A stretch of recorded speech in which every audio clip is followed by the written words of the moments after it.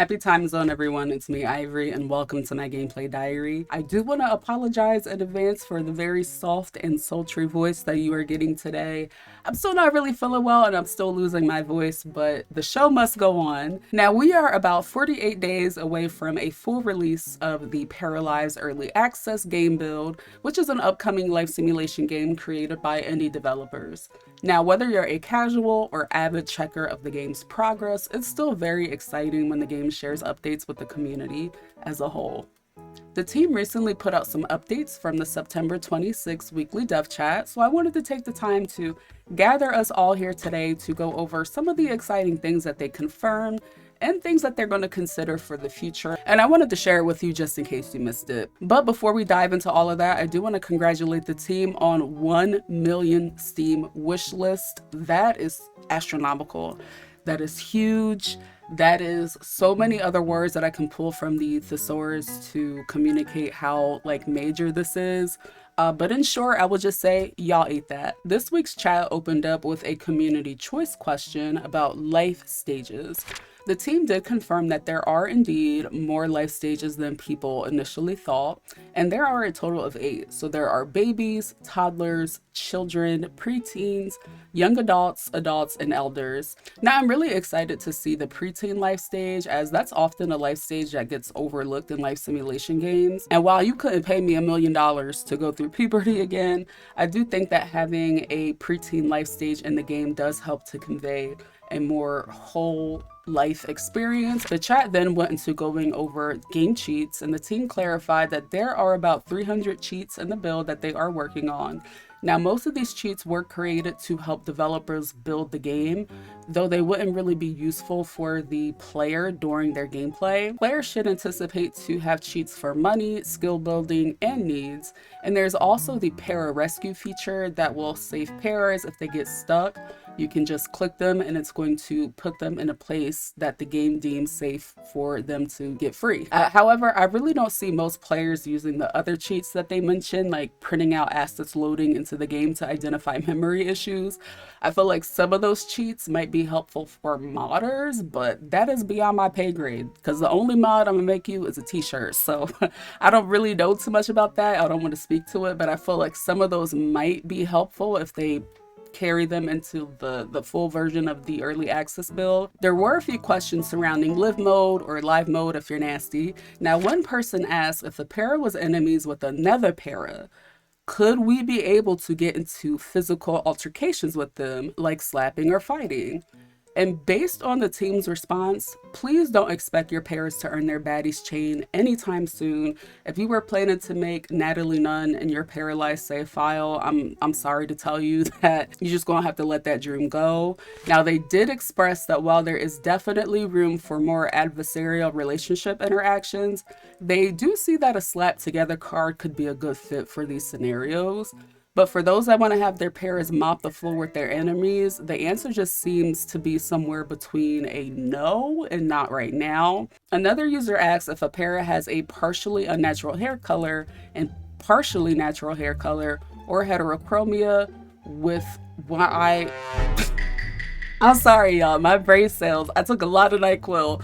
With one, what? With one eye, a natural color, and Johnny have 4 damn apples. Hold on. Heterochromia with one eye, a natural color, and one eye, an unnatural color. Would the pair's genetics match the existing natural color or be randomized? And the answer to that is very specific, so I'm just going to read directly word by word what a member of the dev team said. So Anna followed up with, genetics will match the first color of the swatch. So for example, if you had a brown eye and a green eye, it will take the first one and consider the genetics as brown eye's genetics, since heterochromia is not considered an inheritable trait right now. For hair color, if you have brown hair with blue tips, it will consider it brown in the genetics. I love this because, what if my para was just going through things, and to cope, they just used a bunch of manic panic before they got para pregnant on accident by mistake through my gameplay. And now her baby has to be born with cotton candy pink hair, which I mean isn't a bad thing. And it's refreshing to see that the genetics are that nuanced, because sometimes it's just like, dang, like you really was born with blue hair because your mother or your father was like having a phase. So shout out to the team for looking for a way to like mitigate that. The team also clarified some things on the town lore. Right now, town lore is not a topic of discussion during this stage in development, but I'm hoping that it's something that we can circle back on into the future. And I mean, at this point, we're so close to the game. And again, I don't know if it's like all of the NyQuil I'm taking during the day that's rotting my brain cells, but I'm not really sure if it's that they don't want to speak on the lore. Like maybe they want people to have some type of wow factor when the game first comes out, or if there isn't any town lore. I really don't want to speculate because the game is like about to be out in less than 2 months. So we'll definitely find out soon. And I understand again why the team is being very protective on certain details coming out about Paralives. And I feel like lore is just one thing that we have to just sit and wait on.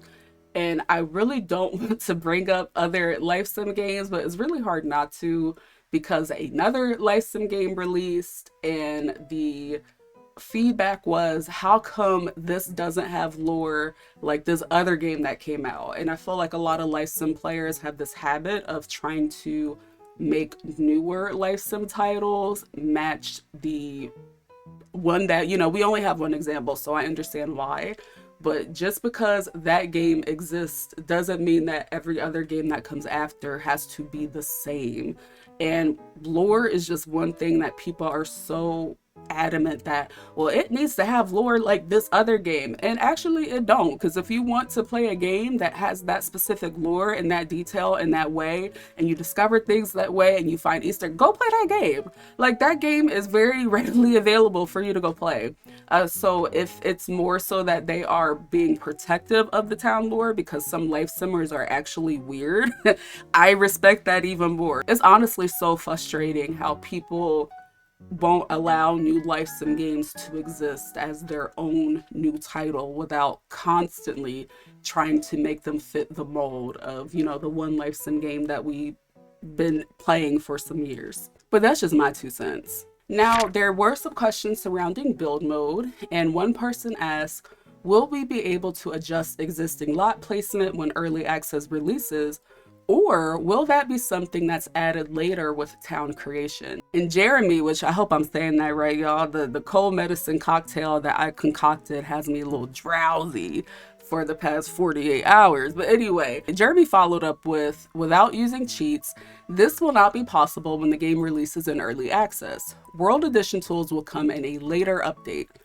You could still use cheats if we leave these in, but it might just break your save file, because they would be developer-facing tools which are unstable or not tested and debugged to the extent we want player-facing tools to be. And that makes total sense to me. The game is releasing in early access. A feature like this just makes way too many adjustments to the world, and just would be a great feature like down the line once maybe we have like a fully released game, not an early access game. Now we did get some clarification on how much freedom we'll have to customize floors and wall textures. Chloe from the dev team stated that usually your outlines aren't recolorable, but if there are multiple colors in your tiles, you will have the option to choose them all. All elements and wallpapers are recolorable for the most part, and the moldings that are sometimes included in wall textures are also recolorable. Lastly, there was a question about prosthetics, and that opened a discussion on locking accessories to each outfit category slot so that you don't have to manually add it to each outfit. With the way that Paralives is right now, the Paramaker system is intended to be a simple character maker. They don't have a mechanic that's going to copy an accessory along the outfit categories at this time, but they are open to that in the future. From everything that was discussed in the dev chat, I am really excited about the life stages that we are getting at launch, and they are not locked behind a paywall. Sorry, I get really passionate about DLC paywalls. It's also helpful to know where the team is at with town lore. Now here's where I'm going to dig up in your business. I'm curious to know what you think about the things the team has confirmed in this dev chat. Also, if you made it this far into the video, drop some hearts in the chat below. It really inspires me when I know that I'm not talking to myself on the internet like I usually do. But if you're watching this from your TV, don't worry, I feel the love from the screen. Thank you so much for being here, and thank you all for your time today. Remember to stay hydrated, be kind to yourself, and take your zinc and vitamin C. Don't be like me this fall and winter, okay? Stay ready so you don't have to get ready, and I will catch you all in the next video. Bye.